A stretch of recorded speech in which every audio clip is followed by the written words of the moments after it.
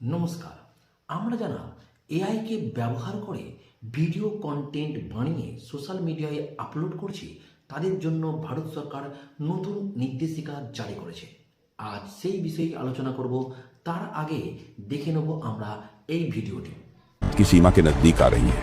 हमारी सेना के लिए क्या आदेश है? अरे इसमें मैं क्या कर सकता हूँ? जो उचित समझो वो करो। हेलो, मोदी जी से बात। এরকম ফেক ভিডিও থেকে জনগণকে রক্ষা করতে ভারত সরকার গত মঙ্গলবার 10ই February to the information technology rules 2021 সংশোধন করে digital media authentic code rules 2026 নতুন আইন নিয়ে এসেছে।